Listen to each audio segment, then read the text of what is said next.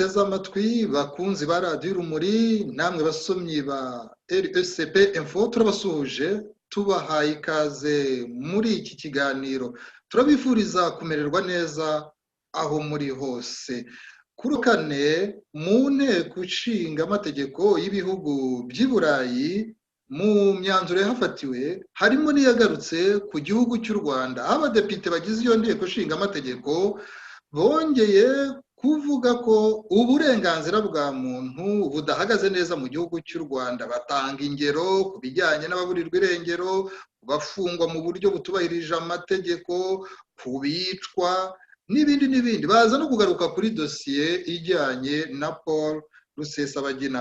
Muri iki kiganiro rero tukaba tugira ngo tuganire n'umwe mu banyapolitiki akurikira tudashidikanya yuko nawe yabashije gukurikira iby'iyo myanzuro yo muri iyo nteko ishinga amategeko yo mu bihugu by'i Burayi. Uwo rero nta wundi muramureba akaba ari Nkiko Nsengimana. Turagushimiye Nkiko Nsengimana ko witabiriye ubutumire bwacu. Uraho urakomeye hakurya aho ngaho mu gihugu cy'Ubusuwisi? Uraho urakomeye muri Ndahabi, turaho buhoro buhoro mu itumba nyine rikarishye. Ya Nkiko Nsengimana uri umwe mu bahisemo kudafata ariya amazina y'abanyamahanga. Nkiko Nsengimana ntarya abanyamahanga. Ni abanyarwanda nk'uko kera iwacu bayatwitaga, bakwitaga amazina abiri, akenshi rimwe ryabaga ryatanzwe na so, irindi rigatangwa na nyoko. Ubwo rero iyo nyoko yemeraga ko iryo zina azayahamagara, amazina yarafataga. Noneho ubwo rero njye navutse mu muryango wa gikirisitu cyane, ariko naje kubivamo nko muri za 77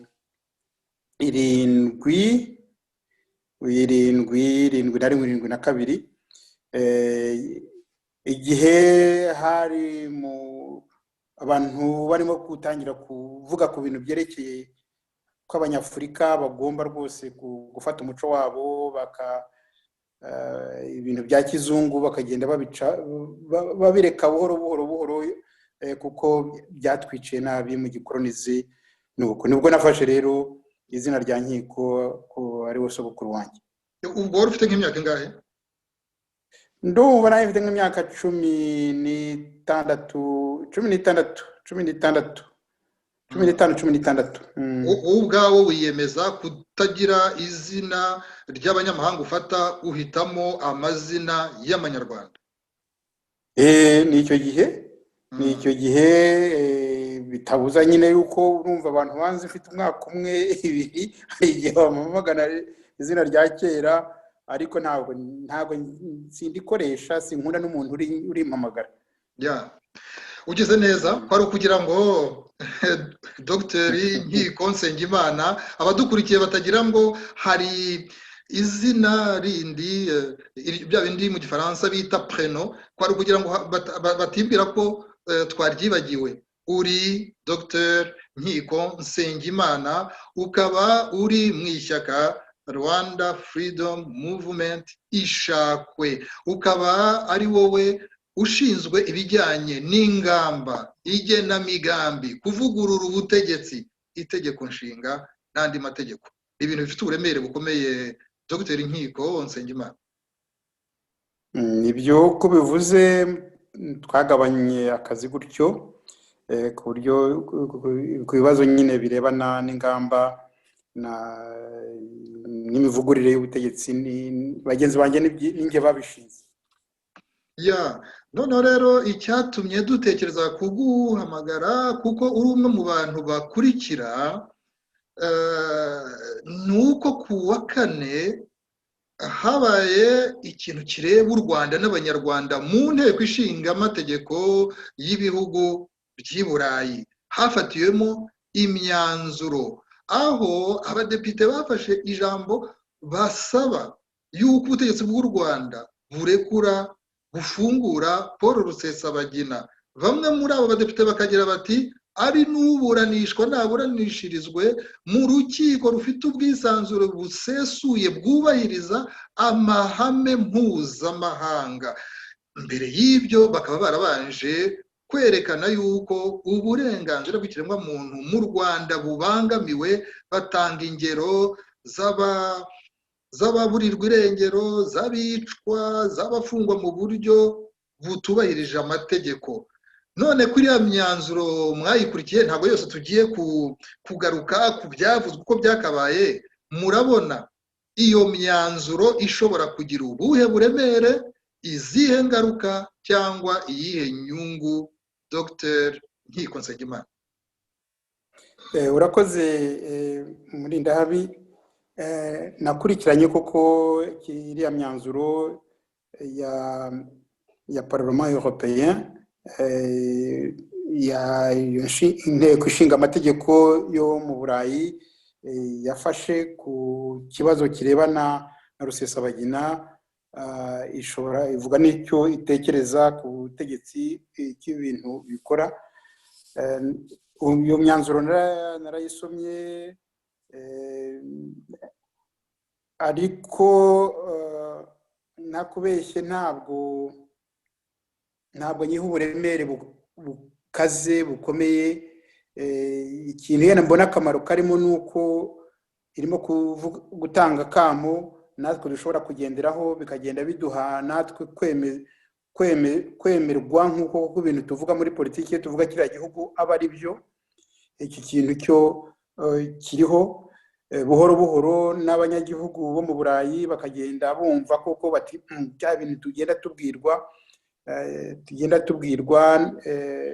banza ari byo. Buhoro buhoro rero bakazashobora kujya bazabwira za leta zabo bati nyamuneka amafaranga dutanga mu misoro yacu ngo mufashe buriya mutegetsi, ibintu mukora byose kandi bibangamiye uburenganzira muntu, bibangamiye demokarasi, ni ikintu dushaka yuko mu bisubiramo. Ariko urumva ko bifite inzira ndende, kuko ubundi ku bantu bazi ruriya rwego rushinga amategeko rw'Uburayi ntabwo rufite imbaraga nyinshi. Iyo gifashe icyemezo kiba ari nk'aho ari icyifuzo, kugira ngo bigire imbaraga ni uko buriya butegetsi bw'Uburayi bita Commission Européenne, cyangwa iyo bita Conseil Européen, cyangwa ya nama nyine ihuriramo n'abakuru b'ibihugu, ifata icyo cyemezo noneho ikakivanamo koko gahunda ya politiki nyayo. Urumva rero ko bigifite inzira ndende. Iyo nitubona Commission Européenne ibishyije ku murongo w'ibyigwa, tukabona hari ibihugu birimo bivuze biti iki kintu koko kirakomeye, bakabishyira nabo kuri gahunda yo kwigwa, bakemeza ingamba bagiye gukora, icyo gihe niho bishobora kugira imbaraga. Ariko rero urumva biriya bintu byavuzwe nta utarakomeza. Dr. Nkiko Nsengimana, muri icyo gihugu urimo cy'Ubusuwisi, mu mpera z'ukwezi kwa mbere hakoraniye indi nama y'ishami ry'umuryango w'abibumbye, ishami rya Loni ryita ku bijyanye n'uburenganzira bw'ikiremwamuntu, aho ibihugu birenga 20 mu byo bafasheho indi myanzuro ni ukubwira ubutegetsi bw'u Rwanda ko bukwiye kwikubita agashyi, bagenda batanga ingero z'ibyo twanakomojeho mu mwanya, z'ibitagenda neza bibangamiye Abanyarwanda. Urumva ko ibyo abadepite bo mu nteko ishinga amategeko y'u Burayi bagarukaho birajya kugira aho bihurira na biriya. Urumva bitaza byongera uburemere cyangwa se navuga n'igitutu n'ibibazwa ubutegetsi bw'u Rwanda, nubwo wari urimo uvuga ngo haracyari inzira ndende, ariko urumva bitongera uburemere bwo kugira ngo n'ijwi riteza akamo ribe ryakumvikana kurushaho. Ibyo uvuga ni ukuri byaravuze, ariko icyo nshaka guhamya ni uko ndashaka abanyarwanda kuko turi hanze tubabaye cyane iyo habaye akantu nyine twumva ko byarangiye n'iki, ariko mba ngira ngo uribuka wa mukobwa utaragiraga iwabo yabonye izuba rirenze, ati iwacu barantuye, urumva ntaho rero ibintu byari byagira, kuko nyuma ni twebwe tuzabyikorera ubwacu, ariko no mu bihugu ubwabyo nta gahunda nyazo, kandi amabi yakozwe yarazwe. Uzi raporo Gerson yo muri 1994, uzi Gareton ibintu yakoze muri raporo zo 1998 imwe ebyiri, uzi raporo za Hurigan yerekana ubwicanyi bwa FPR mu kumanura indege no kwica abantu benshi, uzi raporo mapping yerekanye yuko habaye itsembabwoko ry'abahutu. Nta kintu bayobewe kugeza na n'ubu, kugeza kugira ngo rero no kubira ibintu bigenda bivugwa n'ibyo n'igihe kiragiye, n'umuntu bashingiyeho yego barabona nawe akendera, kuko imyaka 26 ku butegetsi ubu utangiye kunanirwa, atari no kunanirwa n'imyaka ibigenda. Ubwo rero ibyo ni ibitekerezo biba biriho, ariko rero urabona nk'ubu kugira ngo bigire ireme nuko twari kubona nk'igihugu nk'Ubufaransa kiri mu nama y'isi ishinzwe umutekano, n'icyo kibazo ikijyana bakakiga nyine muri iyo nama y'isi, cyangwa nayo ubwayo igafata mu rwego nyine rw'Uburayi bagafatamo ibyemezo.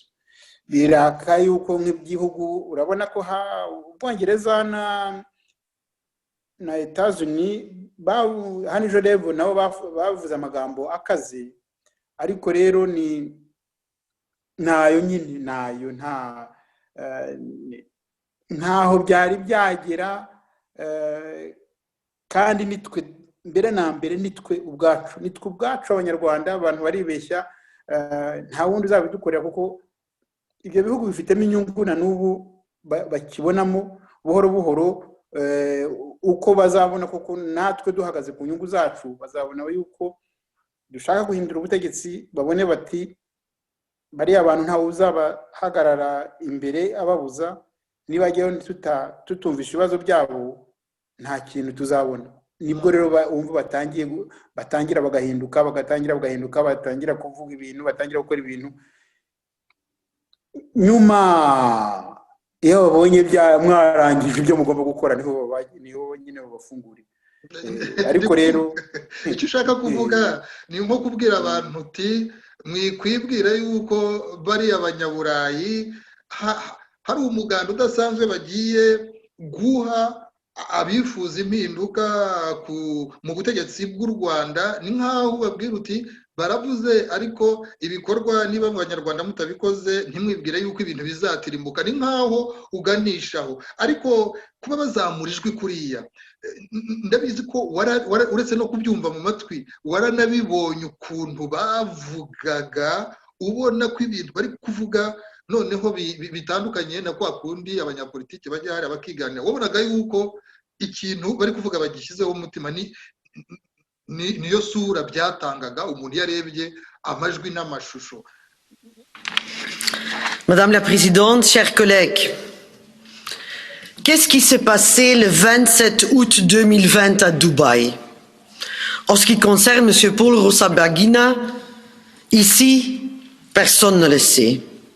En revanche, on sait bien que ce monsieur s'est retrouvé dans un autre pays sans son consentement. On sait qu'il n'y a pas eu d'arrestation des autorités émiriennes, mais qu'il se retrouve en prison au Rwanda. Pour ces actes, je vous laisse le choix d'un nom et infraction. Aujourd'hui, on demande justice. Justice pour M. Rusesabagina. Non parce qu'il est le plus célèbre des Rwandais, non pas parce qu'il est lauréat de plusieurs prix de la paix, mais parce qu'il y a tout simplement le droit de procès équitable. Nos inquiétudes sur son arrestation, ses conditions d'emprisonnement, son procès et surtout sa santé sont partagées par les membres du Congrès américain qui ont adressé 7 lettres de demande de libération aux autorités rwandaises. Chers collègues, la communauté internationale nous regarde. Ils attendent de voir ce que l'Europe va faire. Parce que M. Rusesabagina est un citoyen européen. Il est de notre devoir d'agir quand les droits d'un de nos concitoyens est bafoué. Alors, chers collègues, on assiste à une croisade contre les hommes de la paix dans cette région. Hier encore, on a parlé des tractations contre le prix Nobel de la paix, le docteur Mukwege. Et aujourd'hui, on parle de lauréat de la médaille présidentielle américaine de la liberté. Il est temps de dire stop. Nous disons stop en votant cette résolution afin d'envoyer un message clair. Qu'une enquête internationale, indépendante, transparente et crédible soit menée sur le transfert, l'arrestation et les conditions de détention de M. Rusesabagina, afin que nous puissions obtenir des réponses à toutes nos questions sans réponse. Je vous remercie. Bardzo dziękuję, pani poseł. Merci beaucoup. wowe uratekereza yuko nta kintu cyo kuva ku izima bishobora kuzana muri buriya butegetsi cyiza kiniyongera kuri ibyo ku byabereye nyine aho ngo mu Busuwisi? Uribuka yuko nka minisitiri w'ubutabera mu Rwanda Johnson Businge yabanje gusa nkaho abitera utwatsi, nyuma ariko aravuga ngo bagiye kureba rwose bariho ibyo bakosora mu byavuzwe. Ukabona yuko iri jwi rize ryiyongera kuri ibyo riturutse mu nteko ishinga amategeko hari i Burayi, ko ridashobora kugira uburyo ryavana ku izima buriya butegetsi. Wowe uratekereza yuko dufashe nk'urugero noneho rwumvikana nka biriya byo kuvuga ngo ni bubahiriza amategeko ku bijyanye n'ifungwa rya Paul Rusesabagina, harimo no kuba bamwe hari n'abasaba yuko afungurwa. Wowe urumva ari ibintu wabwira abantu ngo nibakureyo amaso? ntabwo mvuga ngo abantu bakureyo amaso, ndi kuvuga nti ntuboneshe itamba ngo ubone ko byarangiye, ko uriya wayirariye byarangiye. Urumva itamba utayiheze irakomeza ikagenda, ikibazo naho ngaho kiri gikomeye. Kandi koko tugomba gukaza umurego tukerekana ko turwanya buriya butegetsi, ariko kuburwanya burya si ukuvuga ngo nibuveho gusa, ni ukuvuga uti dore uko nabusimbura ku bibazo by'ingutu bya politiki, dore uko ngewe mbona kubera ihezwa ry'abantu byabaye, baba abatutsi, baba abahutu, baba abakiga cyangwa se abanyenduga cyangwa se abagore, abagabo, dore uko mbona ubutegetsi kugira ngo buri muntu wese abwiyumvemo. Iki kibazo cya jenoside cyabaye, habaye ubwicanyi burenze kamere. Wakifata mute ngo abatutsi bishwe bazira ubwoko bwabo, bumve yuko koko ako kababaro gafashe, abahutu nabo bishwe nabo bazira ubwoko bwabo, nabo bumva ko ako kababaro gafashwe, tugangahura igihugu, tweze u Rwanda. Aho ha kabiri ubabare guce mu ijambo, aho ha kabiri babizi yuko hakiri n'impaka mu Banyarwanda. Jenoside yakorewe Abatutsi, ibyo ngibyo ni ibintu navuga ko rwose uretse abantu badasanzwe, ubundi Abanyarwanda benshi tubivugaho rumwe. Jenoside yakorewe Abatutsi, ibyo ngibyo rwose uretse no kuba byanditse, Abanyarwanda abakuru n'abato bagimbuka barabisobanukiwe, nta mpaka rwose. Ariko uzi ko hakiri ibintu bijya gusa no kugigira ku bijyanye na jenoside. Mwebwe mwishakwe muri mu ishyaka ryanyu, mwebwe mwemeza ku buryo mudashidikanyaho, ndetse mukaba no muri gahunda mufite ari uko byakumvikana kurushaho no mu rwego rw'isi.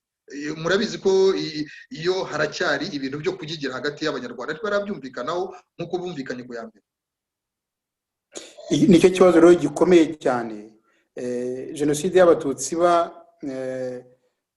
urabona muri 1994 njye ndi mu bantu ba mbere bahise bavuga ko ariyo kandi itari yemezwa. Urumva mpura n'abanyamakuru narabivugaga. Ndi mu bantu ba mbere twagiye dutumiwe mu nama kuko kubera ko nari umuntu wakoraga cyane muri societe civile, ningewe nari nshinzwe urebye ibibazo byo mu Rwanda by'imiryango idaharanira inyungu kuri icyo kibazo cy'intambara no kuri demokarasi. Waranitabajwe n'urukiko mpuzamahanga mpanabyaha ku Rwanda bagutumyeho kugira ngo bagutege amatwi nk'umuntu w'impuguke muri rwa rukiko barakwitabaje nawe. Nabyo byarabaye ndakujya kubwira mbere yabyo nyine habaye inama mpuzamahanga ndumva twarayikoreye mu kwa 8 cyangwa kwa 9 muri 1994 mu Buholandi.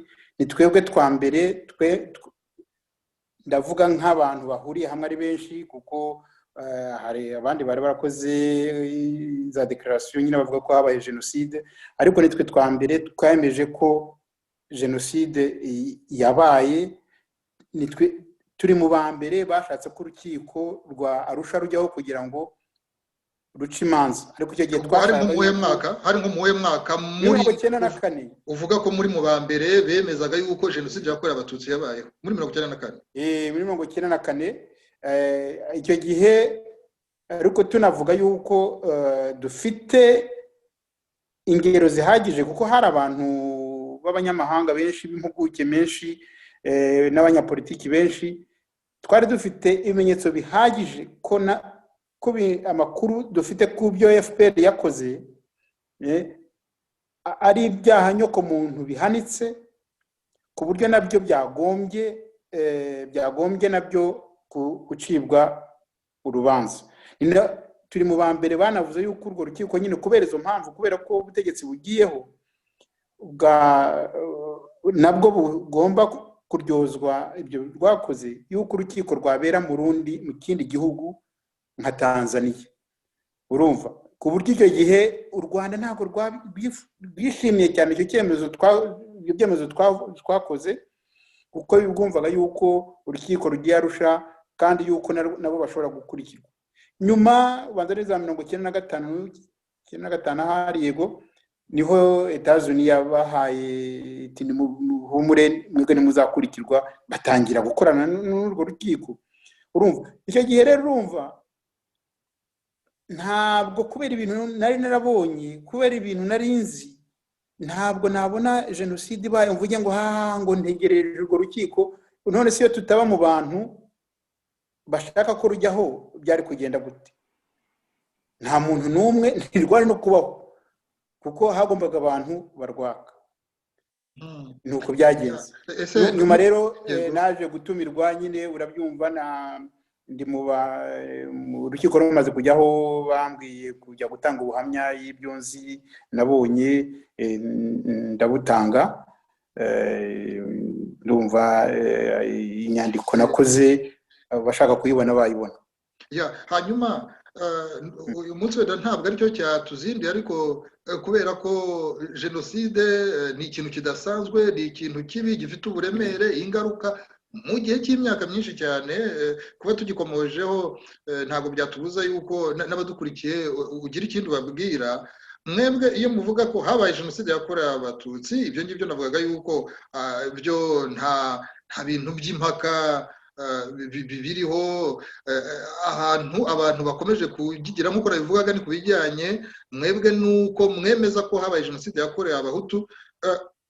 Mwaba mwemeza cyangwa mukurikije uko mwabibonye ni ibintu byabereye mu bihe bimwe cyangwa mu bihe bitandukanye? Ibyo bintu ikibazo cya jenoside abantu badasobanukiwemo nuko abantu bakeka ngo hari abantu bishe ngo bahorera abandi n'ibiki siko byagenze. Muri 1994 mu kwezi kwa kane buri wese ari mu rwego rwa leta y'u Rwanda yariho, ari muri FPR yari ifite yarwanyaga ubwo butegetsi, mu gice yayoboraga bishe abantu babahora ubwoko bwabo. Urumva icyo kintu cyarabaye. Ntabwo rero abantu bashobora kuvuga ngo ntibyabaye. Buri wese aho yarari mu gice ayobora yakoze amahano. Icyo kintu rero ni ikintu udashobora kuvuga ngo utegereje ko ngo hazaba inama mpuzamahanga iki. Uri umunyarwanda ureba ibintu byabaye.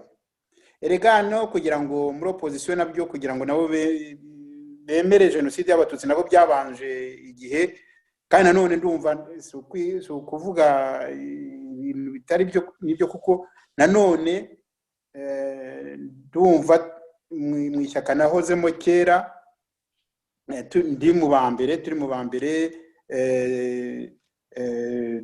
twemeje yuko jenoside y'abatutsi yabaye. Icyo gihe ntabwo babyemeraga. Icyo gihe rwose twari mu ishyaka twitaga Rwanda, ishyaka riharanira Afurika, turi mu ba mbere babyemeje, ariko bandi muri opposition nta n'umwe wabivugaga. Bavuga ngo ni crime contre l'humanité, ngo ni iki yavuga na jenoside ni crime contre l'humanité. Ariko ibintu byabaye byo ni jenoside. Ukabona rero abantu baje nyuma, ndumva tujya no kuko naje kujya muri FDU no kugira ngo abantu bo muri RNC ntago RNC oya muri RDR dukorane, nuko icyo kibazo twabanje kubabwira yuko bagomba kuvuga ku buryo bugaragara yuko iyo jenoside yabaye. N'icyo gihe babikoze bamaze kubyemera nibwo twakoranye. Impamvu tunabikomojeho nuko muri iriya nteko nshinga-amategeko yo mu bihugu by'i Burayi babigarutseho. Baravuga bati mwibuke ko muri kiriya gihugu cy'u Rwanda habaye ubwicanyi ndengakamere bwageze ku kigero cya jenoside, kandi mu banyarwanda bakoze iyo bwabaga ngo bagire abo barokora harimo Paul Rusesabagina wabashije kurokora abarenga 200,000. Icyo kintu baragishimangiye bakavuga ko ari umuntu nawe ufite uruhare rukomeye mu kwitangira uburenganzira bw'ikiremwa muntu. Niyo mpamvu byari baye ngombwa yuko tubikomozaho. None mubona icyo kintu aricyo cyashingiyeho kugira ngo dosiye ya Paul Rusesabagina yinjire ijye ku meza y'inteko ishinga amategeko y'ibihugu by'i Burayi? Umuntu yavuga ko ari ikintu kidasanzwe. Oya, ni ikintu cyiza. Mbere na mbere ni ikintu cyiza, kandi nta muntu washidikanya igikorwa cya Rusesabagina yakoze ari mu Rwanda kirimo ubutwari, kirimo kwitanga. Muri kiriya gihe yego yabonye abantu, yagize amahirwe abona nk'abantu, hari abajandarume b'abanyarwanda bagiye bamufasha, hari mu casque bleu bagiye bamufasha nyine kugira ngo barinde Nirikoline, ariko yagize ubwo butwari bwo kugira abantu arengera aramira ubuzima bwabo. Urumva rero kuba umuntu yageze aho ngaho agafungwa akavuga ngo ni umuteroriste, ngo ni umuki, ngo n'ibyo yakoraga byose ni nkaho ngo hari yakinaga cyangwa ngo ashaka kubiboneramo ubukire, urumva ko biteye iseseme. Urumva kiriya cyemezo rero biragaragara yuko buhoro buhoro. Ariko Dr. Nkiko Nsengimana, umbabarire gato umuce mu ijambo, urabona mu byo bamurega yego koko nk'uko bikomojeho, hari naho bagera bamwe bagashaka guhakanya biriya bikorwa isi yose ivuga ko ibimushimira, ariko noneho bakagera ku byo bamurega nyine by'ibikorwa bijyanye n'ababa barishwe kubera ibitero byagabwe, kandi iyo mitwe hari aho ishobora ngo kubihuriye nawe. iyo bigeze aho ngaho biba ikintu cyoroshye ubwo. biroroshye cyane kuko ruriya hari ibintu burya urubanza si ukuvuga ibyabaye gusa. Urubanza ni ukuvugwa uko urubanza rucibwa, uko rugenda, procedure ni ikintu gikomeye cyane. Iyo wishyira akantu kamwe gakomeye mu rubanza rwose ruba rupfuye. Ukuntu uriya mugabo yafashwe, ukuntu Rusesabagina bakoze ngo afatwe bamuzane mpiri bamugeze mu Rwanda, birahagije byonyine kugira ngo bamurekure, ko n'ibindi byose baba bavuga bitaye agaciro. Icyo ni ikintu gikomeye cyane. Iyo urimo mu rubanza ugomba gukurikiza inzira zemewe n'uko urubanza ruyoborwa, n'uko amategeko avuga ibintu. Urumva? Aho rero ni ahantu hakomeye cyane ku buryo ntabwo bishobora gufata aramutse agize urukiko ruzima mu Rwanda ntarwo azabona, yabatsinda rwose amanywa ava. Hari aho byagiye biba muri ibi bihugu byateye imbere, bagafata nk'umuntu uri gucuruza ibiyobyabwenge ariko bakamwinjirira iwe nta mpapuro zo kumufata, bamugeza imbere y'ubucamanza rwose nka kwa kundi bavuga ngo gufatana umuntu igihanga, ariko noneho akababwira ati impapuro zimfata mwanyeretse nizihe, bakazibura, umuntu bakamurekura akigendera. Ibyo ngibyo ni ibijyanye amategeko n'ukuri, ni ibindi bindi. Kwari kugira ngo twumve nk'uko mwebwe mubona kiriya kibazo, kuko hariya mu nteko ishinga amategeko yo mu bihugu by'i Burayi icyo kintu bakomeje kukigarukaho cyane. None ariko urebye ijambo, abagiye bafata ijambo hariya ubona yuko ntago bavugira gusa Rusesabagina, nubwo dosiye ya Rusesabagina ariyo yari ku meza, ariko ni nkaho bavuganiye n'abandi bashobora kuba barengana mu Rwanda. Ibyo rero bigiye kutuganisha ku ngingo isoza iki kiganiro twateganyije ko twagirana. Mwebwe mwitegereje muri iyi minsi, two kwirirwa tujya muri bya bindi by'ibintu byinshi rusange, mwebwe mukora politike musanzwe muvuga yuko bitagenda mu gihugu. Muri iyi minsi iyi ngiyi ya vuba, ibintu mubona mushobora kuba biteye impungenge bidasanzwe, mushobora no kuba muvuga muti ubutegetsi ntabwo buri gukora icyo bwakabaye bukora, bikaba bibangamiye abanyarwanda ku buryo buteye impungenge. Ni nk'ibihe muri iyi minsi, Dr. Nkiko Nsengimana? Icya mbere gikomeye navuga ni ku banyarwanda b'abatutsi b'abacikacumu. Ubona muri bo nyine, kuko abatijanditse mu butegetsi cyangwa babushyigikire, ubona barasobanukiwe cyane uruhare rwa FPR yagize no mu iyicwa ryabo. Icyo kintu barakibona. Icya kabiri, babona yuko babigenderaho kandi bagakomeza, ubutegetsi bubigenderaho kandi bo bagakomeza bagahezwa. Icya gatatu, si no guhezwa gusa, barimo kubica cyangwa bakabafunga. Kugira umuntu w'umusore nk'uriya nka Kizito Mihigo ukamufata ukamwica, ukamwicira mu maboko yawe, ukaba wamwiciye muri prison, ntabwo ari ibintu byoroshye. Ni umwana w'umucikacumu.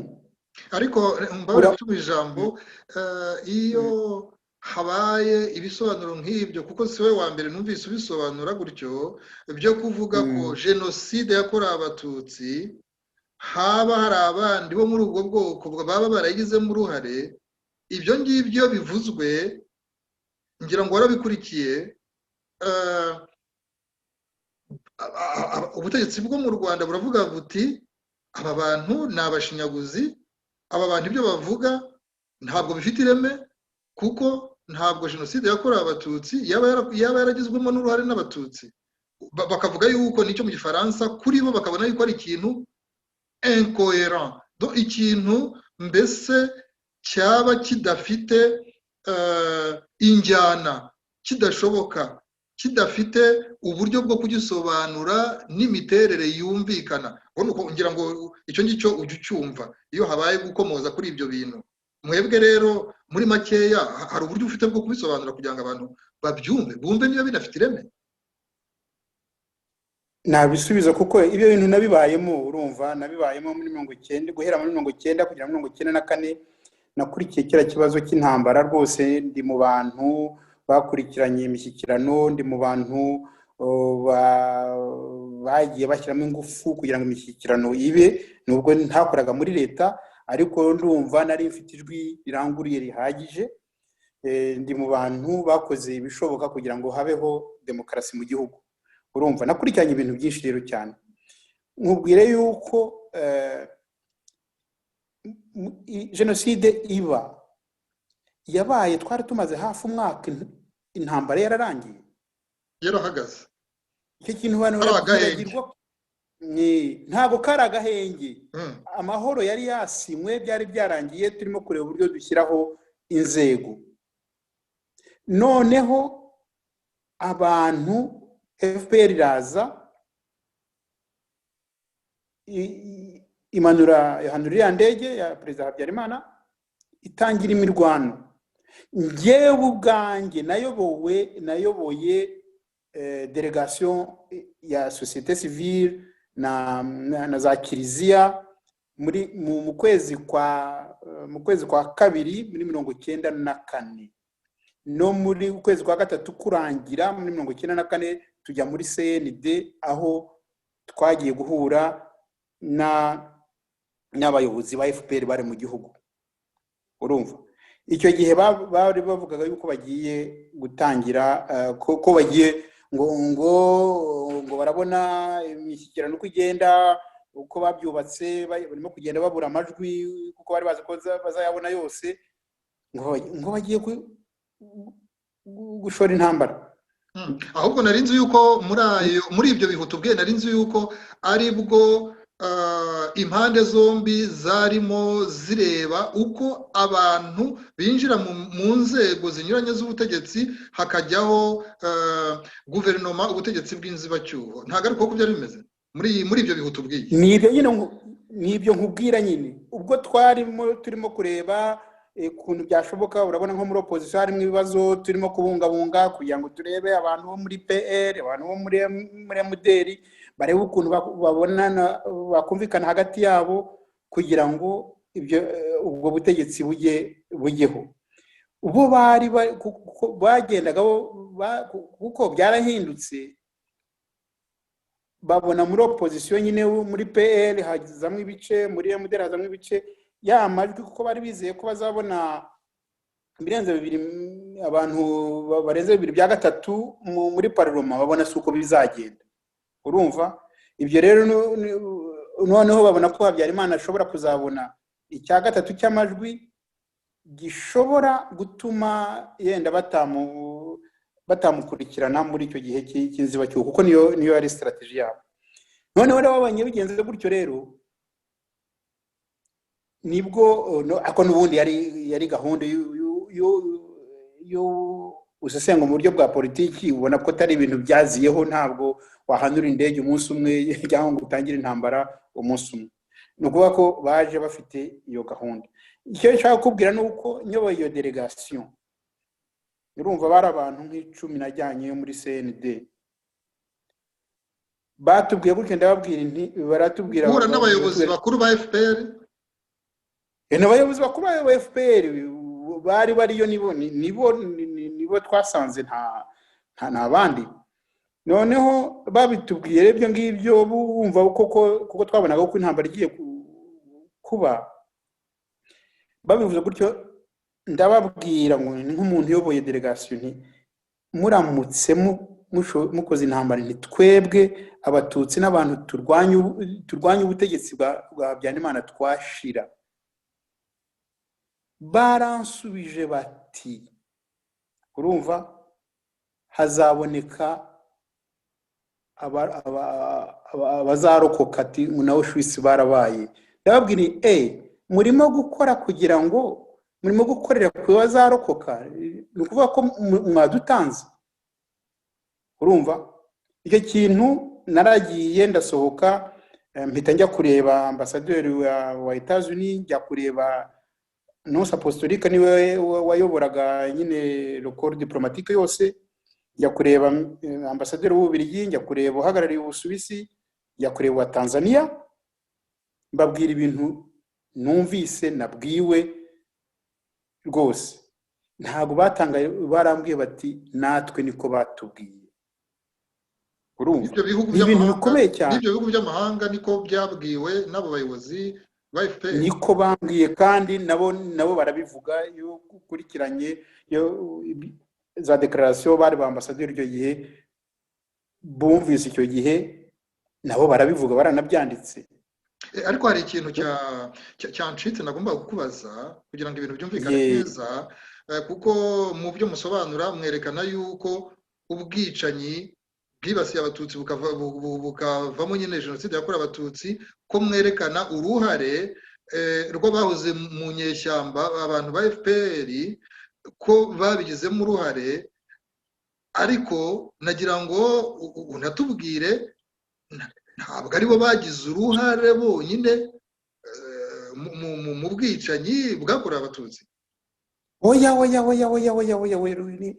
kuko iyo mubivuze kuri hari igihe byumvikana ku bundi buryo nagira ngo bisobanure niba hari ukundi kuntu byakumvikana kurushaho urumva twabonaga yuko ubutegetsi bugeze kuko nyine nabo bwabonaga burimo kugenda buta intege twabonaga yuko nibiramuka bibaye bazirara mu batutsi no muri opposition bakabamara urumva ni nabo rero navuga ntibatanze ya mbere nabo nyine baratangira nyine mu gice mbere yaho gato abari ku butegetsi hari abatutsi bagiye bica muri biriya bihe nubwo bitari byafata intera erega nicyo ngicyo baragisobanura bati higira ushaka kuvuga yuko ari abo ngabo bo muri FPR batangije ibyo bintu iyo babisobanura gutyo ni ngombwa yuko mutubwira namwe ibintu rwose mushingiraho bigaragara mwebwe kugira ngo byumvikane uruhare rwabo ni uruhe uruhare rw'abari bafite ubutegetsi cyangwa bumvaga bashyigikiye ubutegetsi bwariho ni uruhe kugira ngo bibe byumvikane neza kurusha uruhare rukomeye mu icwa ry'abatutsi ntabwo navuga ngo FPR niyo nyampara muri byo nyampara n'ubutegetsi bwariho mu Rwanda icyo kintu cyumvikane ariko ibyo rwakoze kugira ngo ubwo bwicanyi bushoboke ariko guhanura indege ariko gutangira imirwano byabaye imbarutso ikomeye ya jenoside ntabwo rero wavuga ngo icyo kintu ntigikomeye kandi barabibwiwe ndavuga nti twarabibabwiye nyamuneka nimukore icyo dore byagenda gutyo kandi kuko barabikoze abandi bahukamo abatutsi baramara natwe batwirukankaho turi muri opposition abenshi barapfa nkibaza ko iyo biza kuba ndi i Kigali ntabwo tuba tuvugana ubu ngubu uri mu barokotse urumva naraburokotse kuko baje wanjye barambura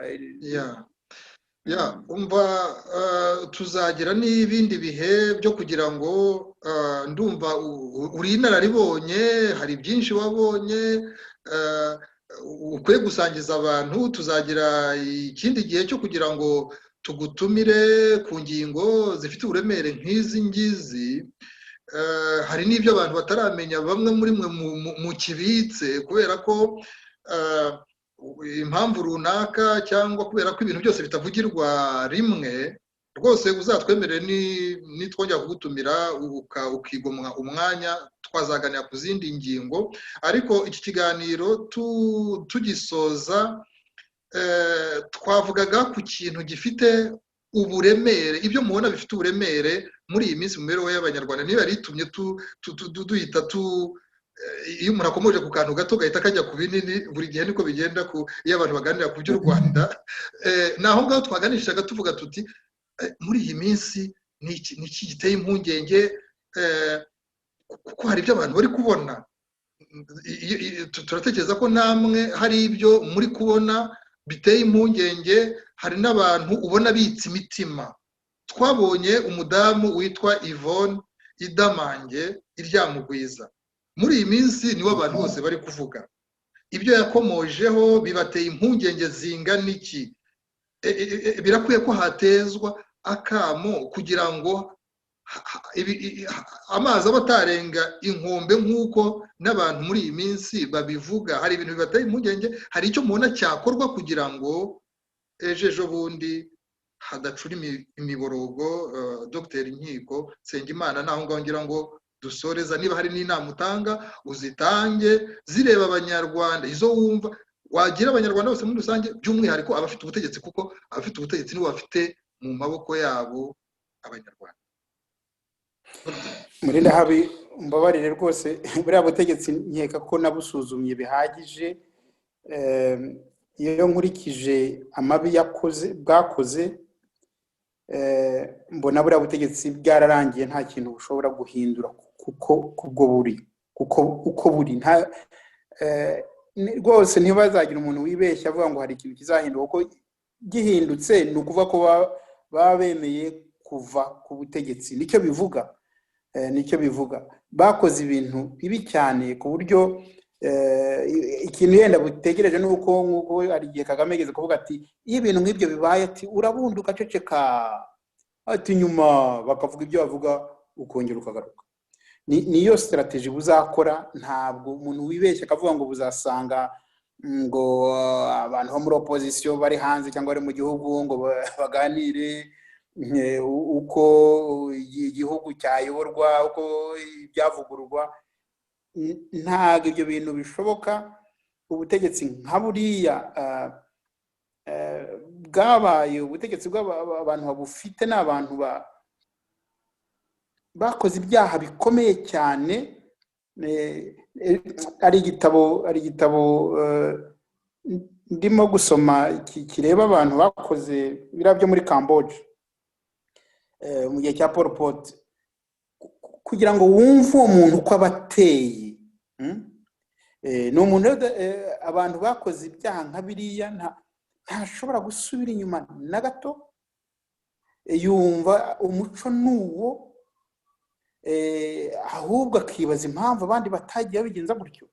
Noneho kubera ko nari nkomoje ku kintu cyitwa inama, nkurikije uko usobanura ni nk'aho uvuga uti bariya kuri wowe ntabwo ari abo kugirwa inama, kuko inzira barimo bumva ariyo ngiyo. Nkurikije uko ubisobanura ni uko. Ariko noneho inama waha abanyarwanda kugira ngo habe icyo bita kuramira igihugu n'abanyarwanda, kugira ngo hatagira icyaba kigatuma hameneka amaraso, habe na yumwe. Inama watanga ni izihe kugira ngo ibintu bijye mu buryo? Icyambere gihe navuga bo icyo ubutegetsi buzakora, nta buzabuza gukora icyo bushaka gukora. Niba ubona ko ugomba kumena amaraso uzabikora. Ariko icya kabiri navuga nuko abantu bo muri opposition ikintu bakora gikomeye ni ukwirinda kwishora mu ntambara, kuko ntacyo intambara yazana. Intambara ntabwo ari si ikintu ujyamo gutya gusa. Ikintu gikomeye nuko nabivuze mbere tugitangira, ni umushinga wa politiki. Urashaka kubaka iki? Uzaramira u Rwanda gute? Ibibazo nk'uko twigeze kubivuga, ni gute abantu bakumva ko iki kintu tugomba kugihagarariraho kuko kigakomera. Ndakumva neza. Umushinga ni ngombwa, wanditse neza, usobanurwa neza ariko tutagiye mu bikorwa. Icyo dushaka ni ukugira ngo mu bikorwa se bikagenda bite, kugira ngo nari ntanze urugero rw'uriya mutegarugori, ariko hari abavuga bati ririya jwi ni irya miliyoni zirenga 10 na zingahe z'abanyarwanda. Ibintu bitagumye mu bikorwa, mu magambo, mu bikorwa rero ni gute mwebwe iyo mwicaranye mureba uburyo bwo gushyira mu bikorwa uwo mushinga mu gihe cy'umunota umwe dusigaranye, wabwira abanyarwanda ko mu gihe bari mu cyeragati bakwizera ko ibintu byajya mu buryo gute? Rwose nk'uko maze kubikubwira, nkatwe ku ruhare rw'ishakwe, ikibazo cy'uwo mushinga ni nayo mpamvu ubona hari ibintu byinshi ubona tutajyamo, ni uko tubabwira buri gihe yuko ni ngombwa umushinga wa politiki kugira ngo habe na leadership igize. Twebwe umushinga turawufite, ahubwo no muri iyi minsi iri imbere ndumva tuzagira ibiganiro byinshi tugaruka ku bibazo byose by'ingutu, twerekane ibisubizo tubiha. Urumva icyo kintu rwose kirahari. Ikindi cya kabiri ni uko uwo mushinga uhari, abantu icyo gihe niwo bajyana bakawujyana muri diplomasi, mukawujyana mu banyamakuru, mukabijyana mu miryango idaharanira inyungu, mukabijyana no muri aya masosiyete multinationale. Aya masosiyete multinationale abantu benshi batabizi, afite ingufu zikomeye za politiki muri diplomasi. Ariko ugiye rero kuvuga ngo ni Kagame aziwe, ntabwo bihagije niba kwemera, kandi nanjye numva ibyo bintu bitanahagije. Urumva aho hantu rero niho hantu tugomba gukomera. Noneho n'abariya bari mu gihugu ibyo bavuze batabaza tukabatabariza, tugashobora kugenda mbese ibyo bavuze dushobora kubijyana kure bo badashobora kugera, kuko twebwe bari hanze ni twebwe dufite aho uko dushobora kwivumbagatanya gatoya, ni twebwe. Ikindi natwe yego mu gihugu birakaze, ariko muri nawe nkubwiye nta kintu kibi nko kuvutswa igihugu cyawe. Abantu buriya bazabyumva, hari abatari babyumva akavuga ageze hanze arahumetse gatoya kuko akize ishyamba agize gutya, ariko ibi bintu tuzabyishyura ku bana bacu, ku buzukuru, nibabona bo igihugu dusa n'abo twakizinutswe. Ni ikintu gikomeye cyane, kuvutswa igihugu cyane ni ikintu gikomeye cyane, kizagira ingaruka zikomeye nitutagihagurukira. Icyo kintu rero tugomba kugihagurukira, tukagikorera, tukumva yuko abatugwa mu ntege nkamwe n'abagabo, twebwe ubu ngubu turimo gusaza, mugafata iya mbere mugakomeza. Iki naho ibintu biri, abantu wahoze uvuga ngo bagitinyatinya kuvuga ukuri uko ari kuri, abo bantu ntibatinyuke bavuge ubwo bwicanyi bwabaye. Ikibi ni uko ikintu nakwanga nuko pozisiyo iri ku bantu ibibazo nk'ibyo batabishyiramo ingufu, kuvuga ngo baragwanya Kagame gusa, kandi yenda bashyigikiye ubwicanyi ari ingoma ya FPR yakoze, bakaba barabwijanditsemo, cyangwa n'abandi bari hanze ngo bararwanya ubutegetsi bwa Kagame bari mu ngoma ya MRNDCDR yijanditse muri ubwo bwicanyi, yenda nta muntu bishe ubwabo ariko barashyigikiye ubwo butegetsi. Icyo ni ikintu gikomeye cyane. Abantu rero bumva yuko batagomba gukingira ibibazo bikomeye. Abantu benshi babuza opposition kugenda ngo ijye imbere, nabo batinya nyine icyo kibazo nakubwiye twanaganiriye cyerekeye na jenoside y'abahutu, ni nabo bagombye gufata igihe ngo bemere jenoside y'abatutsi. Aho hantu rero harakomeye cyane, tugomba kuhasobanura, tugahumuriza. Cyakora nabo tukabahumuriza yuko ubwo twubaka nabo bazaba baburimo, ntibazahezwa kuko ari Abanyarwanda. Dogiteri Nkiko Nsengimana urakoze cyane nk'uko mu kanya nabivugaga hari byinshi bindi twakwifuje kuba twaganiraho ariko tuzagira n'ikindi gihe ndetse nk'uko tumaze iminsi tunabikora dutumira ubutumire abandi bo mu yandi mashyaka bakaza tukababaza aho bageze urugendo rwabo rw'imishinga bafite ya politike. Namwe mu minsi ya vuba tuzasaba ko umwe mu bayobozi muri mwebwe aza kugira ngo tumubaze ibibazo bisa n'ibyo twagiye tubaza abandi mu minsi ishize. Wakoze cyane rero kuko wowe ahanini icyo twashakaga kugira ngo twumve icyo ufiteho ibitekerezo cyari ikijyanye n'uko inteko ishinga amategeko y'ibihugu by'i Burayi yateje akamo ivuga ko uburenganzira bw'ikiremwamuntu buhonyorwa mu Rwanda ndetse igaruka kuri dosiye ya Paul Rusesabagina aho basaba ko yahabwa ubutabera nyabwo. Dogiteri Nkiko Nsengimana twaganiraga uri mu gihugu cy'Ubusuwisi ukaba uri n'umwe mu bayobozi ba Rwanda Freedom Movement Ishakwe ukaba ushinzwe ingamba igenamigambi byo kuvugurura ubutegetsi itegeko nshinga n'andi mategeko. Wakoze cyane Dogiteri Nkiko Nsengimana, ibihe byiza aho ngaho mu Busuwisi. Ndagushimiye nawe, ibihe byiza muri Ndahabi. Nakagaruka.